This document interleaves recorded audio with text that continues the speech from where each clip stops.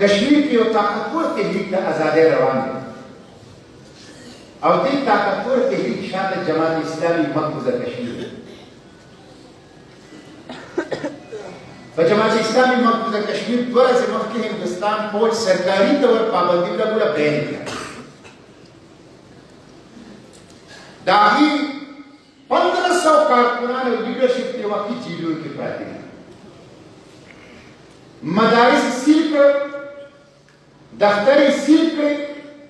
سکولونه څومره چې د جماعت اسلامي وو هغه سیل کړل وروڼو او دې جماعت اسلامي سره سره د جماعت اسلامي د فکر اخوان المسلمین د هغې په باره کې موږ واورېدل چې په تېرو ورځو کې 1034 اخوان المسلمین مشرانو ته یې د پانسۍ سزا وویل او دې بدبخته حکمران د مصر 14 کسانو ته په یوه ورځ پانسي ورکړل ښایسته ښایسته ځوانان د چا د 2 کالو ماشومان د چا د 3 کالو ماشومان دا د امت صالح ترین ځوانان چې د استعمار د باطل د سامراج د لوی ایجنټ هغه د پانسۍ په تخته باندې وکړي وروڼو دا د مصر نه تر مقبوضه کشمیر پورې هر باطل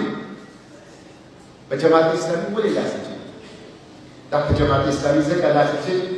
وما نقموا منهم الا ان يؤمنوا بالله العزيز الحميد زموږ جرم بل څه نشته زموږ جرم دا دی چې موږ باطل نه منو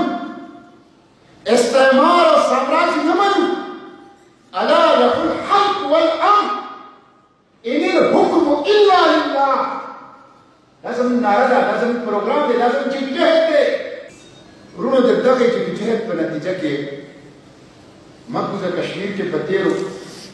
10 کالو کې بالخصوص د 1989 یو طاقتور تحریک د ازادۍ رچیت شوی دی او هغه طاقتور تحریک دباولو کې هندوستان مکمل طور ناکام شو